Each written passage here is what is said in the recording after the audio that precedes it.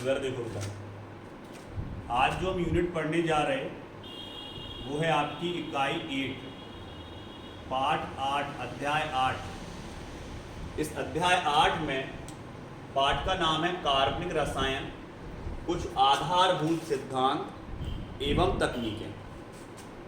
इसमें हम जो भी पढ़ेंगे बेटा वो कार्बन से रिलेटेड पढ़ेंगे, मतलब कार्बन के जो भी यौगिक होंगे उन सभी यौगिकों का अध्ययन हम इस यूनिट के अंतर्गत करेंगे।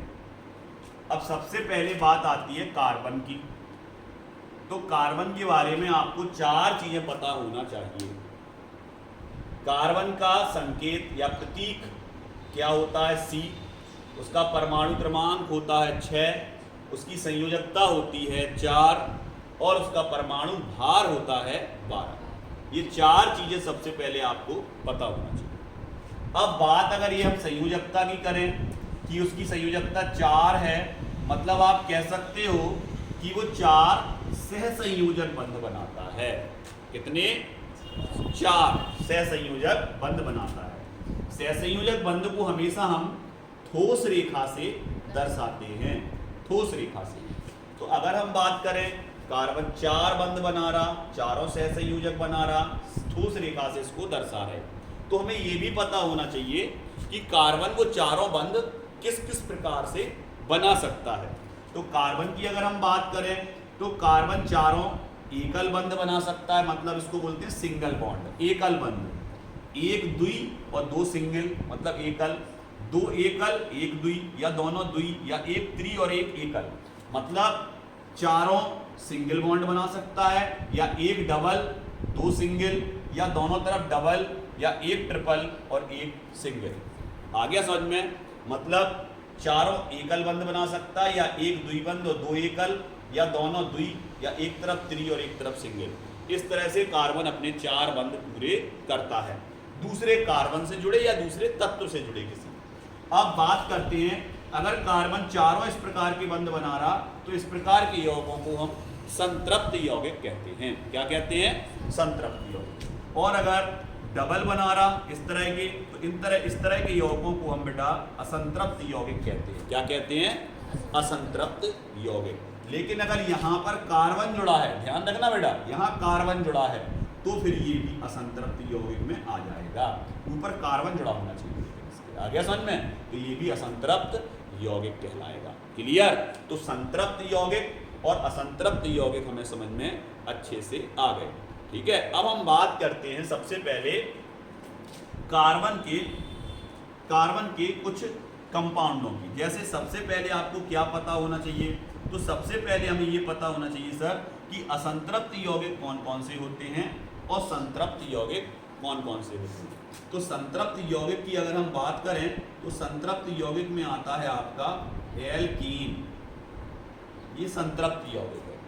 और अगर हम असंतृप्त यौगिक की बात करें तो इसमें आपके असंतृप्त यौगिक में आएंगे, अभी हम केवल खुली श्रृंखला वाले यौगिकों की बात कर रहे हैं, श्रृंखला वाले यौगिकों की बात कर रहे हैं, वो भी खुली। तो उसमें 2 ही होते हैं, एक होता है एल्कीन और एक होता है बेटा एल्काइन। इन तीनों यौगिकों के बारे में हम थोड़ा थोड़ा आपको बता दे रहे हैं कि कब एल्काइन होगा, कब एल्कीन होगा, कब एल्कीन होंगे। तो अगर हम बात करें एल्कीन की तो कार्बन में एक विशेषता पाई जाती है बेटा कि कार्बन से कार्बन जुड़ता चला जाता है। जैसे मान लो ये C है तो C single bond, C single bond, C single bond, C। इस तरह से जुड़ना इसका श्रृंखलन कहलाता है। श्रृंखलन, श्रृंखलन मतलब श्रृंखला बनाना, आगे कुछ चेन बनाना। आ गया समझ में? सोना नहीं है, जग जाओ, सीधे बैठो। इस गुण को कहते हैं हम श्रृंखलन। कार्बन यहाँ पर एक दूसरे से जुड़ते चले जा रहे हैं। अब कार्बन यहाँ एक दूसरे से जुड़ते चले जा रहे हैं तो इस तरह के गुण को हम क्या कहते हैं? श्रृंखलन। अब श्रृंखलन में कितने भी कार्बन आगे की तरफ जुड़ सकते हैं। तो ये कार्बन एक ऐसा तत्व है पूरे आवर्त सारणी में जिसमें सबसे ज्यादा काय का गुण पाया जाता है? श्रृंखलन का। इसको इंग्लिश में बोलते हैं बेटा कैटिनेशन। कैटिनेशन, कैटिनेशन कार्बन का एक दूसरे से बंध बनाते चले जाना, उसको कैटिनेशन बोलते हैं या श्रृंखलन। अब हम बात करते हैं श्रृंखला बना रहा, तो देखो सब कार्बन के बीच में सिंगल बंध है, एकल बंध है, तो इस तरह का यौगिक कौन सा कहलाएगा आपका? एल्कीन, मतलब इसके चारों बंध ऐसे होंगे 1 2 3 4, 1 2 3 4, 1 2 3 4 और 1 2 3 4, ये सब चार बंध बनाएंगे कार्बन। तो इस तरह के यौगिक आपके एल्कीन कहलाएंगे। और अगर कोई पूछता है किसकी संरचना है तो आप कह दो कि एक प्रकार का संतृप्त यौगिक है। कैसा यौगिक है? संतृप्त, क्योंकि कार्बन सब चार बंध बना रहा है इसमें। क्लियर? अब बात करते हैं और इसी को एल्कीन बोलते हैं। ये काय की संरचना है भी एल्कीन की, लेकिन यहाँ पर मान लें कि हमने यहाँ से और यहाँ से इसका एक बॉन्ड कम करके यहाँ डबल बना दिया, तो अब ये असंतृप्त यौगिक हो गया बेटा। क्या हो गया? असंतृप्त यौगिक। मतलब ये काय में आ गया, आप एल्कीन में। किस में आ गया? एल्कीन में आ गया अभी। क्लियर? तो अब ये काय का है, एल्कीन का उदाहरण में आ जाएगा, क्योंकि इसमें डबल बॉन्ड आ गया ना। तो देखो, डबल बॉन्ड वाले हो या ट्रिपल बॉन्ड वाले हो, ये क्या कहलाते हैं? असंतृप्त यौगिक। लेकिन अगर पर्टिकुलर कार्बन और कार्बन के बीच में डबल बॉन्ड है तो उसको एल्कीन बोलते हैं। और कार्बन कार्बन के बीच बेटा अगर पर्टिकुलर ट्रिपल बॉन्ड है, मतलब तीन बंध हैं, तो उसको हम एल्काइन बोलते हैं। तो अब ये एल्कीन है। क्या है? एल्कीन। अब एक एक बॉन्ड और कम कर दिया हमने इसका, एक एक बॉन्ड और कम करके एक बॉन्ड दोनों के बीच में और बना दिया एक्स्ट्रा। अब देखो, कार्बन के चार तो हो गए, लेकिन तीन के बाद बने, तीन के बाद चार हुए, मतलब इसमें तीन बंद यहाँ बना लिए, एक यहाँ, तो चार हो गए। और तीन बंद यहाँ, एक यहाँ, तो इसके चार हो गए। लेकिन ये असंतृप्त यौगिक में है और पर्टिकुलर इसको क्या बोलेंगे आप? एल्काइन। क्या बोलेंगे? एल्काइन। तो अगर कार्बन कार्बन के बीच डबल बॉन्ड है, एल्कीन बोलते हैं सर। ट्रिपल बॉन्ड है, एल्काइन बोलते हैं। सब सिंगल बंद हैं तो उनको हम एल्कीन बोलते हैं। क्या बोलते हैं? एल्कीन बोलते हैं। क्लियर यहां तक? कोई दिक्कत किसी को? अब हम बात करते हैं बेटा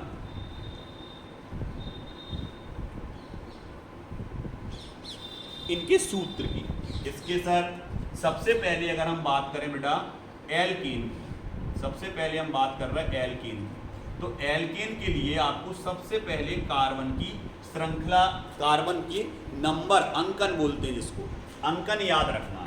जैसे हमने कहा, और ये बार बार चीजें आएंगी, ये चीज जो अब हम समझा रहे, इसको आपको कल जब आप आओगे क्लास में तो ये पूरा याद करके आओगे।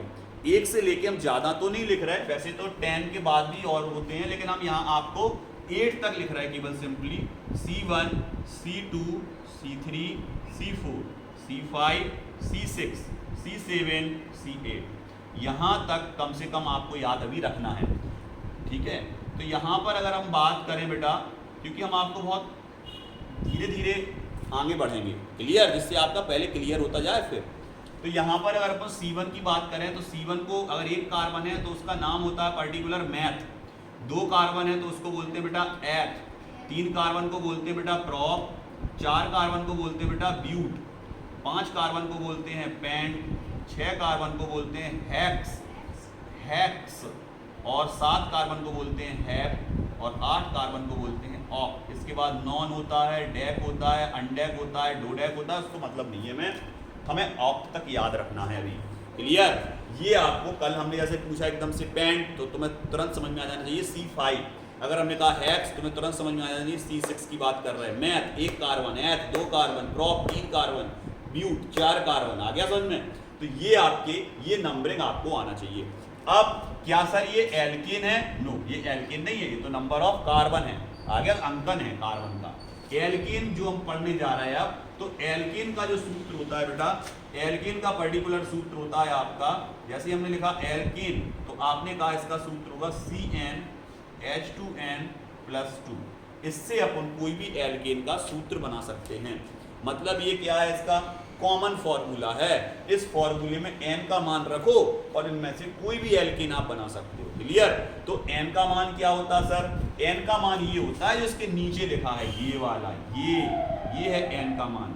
मतलब इस कार्बन के लिए n का मान 1 है, इस कार्बन के लिए n का मान 2 है, इसके लिए 3 4 5 6 7 8। समझ गए? तो यहाँ अगर हम बात करें कि आपको एथेन का सूत्र बताना है कि एथेन का सूत्र क्या होगा, तो आप कहोगे सर एथेन के लिए हम एक काम कर रहे हैं, एथेन के लिए हमें पहले ये पता होना चाहिए n का मान कितना होता है एथ के लिए। तो एथ के लिए मान होता है 2, तो यहाँ पर n की जगह 2 रखोगे, मतलब ये हो जाएगा C2, इसके बाद आ जाएगा H2, देखो फिर n आ गया, इसका मल्टीप्लाई कर दोगे 2 और +2, तो आप कह दोगे सर ये हो जाएगा C2, 2 दूनी 4 और 2 6, मतलब C2H6। ये हो गया सर किसका फॉर्मूला? एथेन का। किसका फॉर्मूला बेटा? एथीन का। आ गया हमें अच्छे से समझ में सर। अब मैथीन का भी बना सकते हैं हम, एथीन का भी बना सकते हैं, प्रोपेन, ब्यूटेन, पेंटेन, सभी के फॉर्मूले हम बना सकते हैं। बना सकते हो ना आराम से। अगर हमने कहा ब्यूटेन का लिखना, ब्यूटेन का, तो आप कहोगे सर ब्यूट के लिए यहाँ पर कितने कार्बन है? 4। तो हम यहाँ पर सर जब ब्यूटेन का फॉर्मूला बनाएंगे तो ब्यूटेन के लिए हम ऐसा लिख सकते हैं, ब्यूटेन, और ब्यूटेन के लिए जो फॉर्मूला आएगा उसमें होगा C4, फिर H होगा 4 × 2 + 2। क्लियर? यही होगा ना, क्योंकि n का मान 4 रख रहा है ना अपन, तो यहाँ भी n का मान 4, यहाँ भी n का मान 4। देखो ये लिखा n और n। क्लियर? लो इसको, तुम लोग बहुत 2 × 4, ठीक है? अरे n का इधर लगा दो, इधर रख दिया, ठीक है? आगे पीछे कहीं भी रख दो, कोई दिक्कत नहीं। गुणा करना है, C4H10, यही आएगा C4H10, आएगा कि नहीं? क्या बना ये? ब्यूटेन का फॉर्मूला। अब बात यहीं तक खत्म नहीं हो जाती। अब बात ये आती है कि सर ये आपने जो बनाए हैं इनको बोलते क्या हैं? तो इनको बोलते हैं हम अणुसूत्र। ये क्या है इनकी? अणुसूत्र। लेकिन वो बात किसकी कर रहा? वो कह रहा इनके हमें क्या बनाने हैं? संरचना सूत्र। क्या बनाने हैं इनके? संरचना सूत्र बनाने हैं। संरचना सूत्र बनाने का तरीका समझे। अब आप संरचना सूत्र बनाने के लिए, यहां तक सब क्लियर है ना बेटा? क्लियर?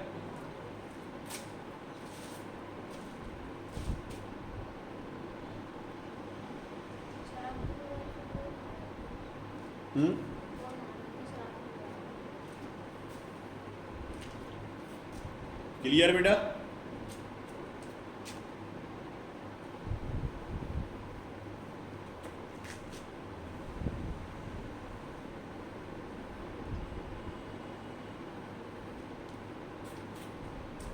अब हम बात करते हैं, आगे बढ़ते हैं, और सबसे पहले हम एथेन का फॉर्मूला लिखेंगे। तो आपको पता है C2H6, दोनों के लिख दे रहे हैं हम एक साथ, तो अच्छे से समझ में आ जाएगा, ठीक है? एक तरफ हमने लिख दिया C2H6, एक तरफ हमने लिख दिया C4H10। क्लियर? ये दोनों के हम क्या बना रहे हैं अब? संरचना सूत्र। क्या बना रहे हैं बेटा? संरचना सूत्र।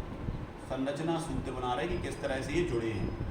तो अगर हम बात करें संरचना सूत्र की, तो सबसे पहले हम C2 का बना रहे हैं। तो इसमें याद रखना है, जब भी संरचना सूत्र बनाओगे सीधा फोकस आपको इस 2 पे करना है। कितने कार्बन हैं? 2।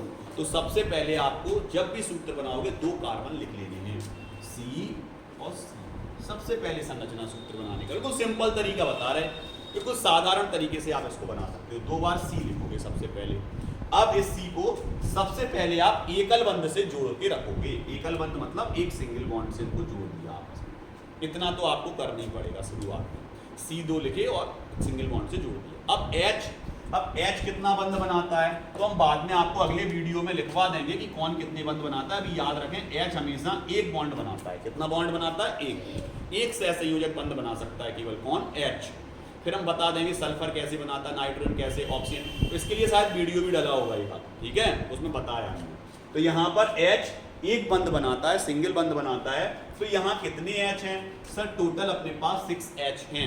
अब सबसे पहले अपन कार्बन के बॉन्ड देख लें कि कितने बॉन्ड कार्बन अधिकतम बना सकता है। तो आप कहोगे सर ये 3 और बना सकता है और ये भी 3 और बना सकता है ना? जो 4-4 होते हैं ना कार्बन के, भी पढ़ चुके हैं हम। तो यहाँ सिंगल बॉन्ड से सर 1 2 3 4 5 6 H जुड़ सकते हैं, बिल्कुल जुड़ सकते हैं। 6 H हैं और 6 H जुड़ सकते हैं पूरे। तो आपने जोड़ दिया H H H H। ये संरचना सूत्र बन गया C2H6 का। बिल्कुल सरल है सर, आ गया समझ में? अब इसी तरह अगर हम बात करें किसका बना रहे हैं अब हम, C4H10 का, तो तुरंत दिमाग में आपके आ गया सबसे पहले 4 कार्बन, चारों कार्बन को सिंगल बंध से जोड़ दें। आ गया समझ में? तो सबसे पहले आप क्या लिखोगे? C C C और C, और इनको काय से जोड़ दिया हमने? सिंगल बॉन्ड से। क्लियर? अब बात करते हैं कितने बॉन्ड और कार्बन बना सकता है। तो आप कह दोगे सर ये 3 और बना सकता है। ये केवल 2 ही बनाएगा क्योंकि इसके 2 ऑलरेडी बने हैं। ये भी 2 ही बना सकता है, इसके 2 बने हैं, ये 3 बना सकता है ना? अब H कितना बंध, कितने सहसंयोजक बंध से जुड़ सकता है? H तो हमेशा सिंगल बनाता है। तो कितने H अपने पास? 10। क्या इसमें 10 H एडजस्ट हो रहे? इसको जोड़ सकते हैं। 1 2 3 4 5 6 7 8 9 10, बिल्कुल जोड़ सकते हैं सर 10। तो 10 H हम ऐसे जोड़ दें ये बन गया आपका संरचना सूत्र। तो हमें संरचना सूत्र बनाने आ गए। कैसे? सूत्र को देख के हम संरचना सूत्र बनाते हैं। अब बात करते हैं, किसी ने पूछा भैया ये संतृप्त यौगिक हैं या असंतृप्त यौगिक हैं? तो कौन से यौगिक हैं बेटा? ये संतृप्त यौगिक हैं, क्योंकि इनमें कार्बन कितने बॉन्ड बना रहा? 4 बंध बना रहा। चारों कौन से हैं? एकल। चारों एकल बंध हैं। आ गया समझ में? इसलिए इस प्रकार की यौगिक आपके संतृप्त यौगिक कहलाएं। क्लियर? यहां तक अच्छे से समझ में आ गया?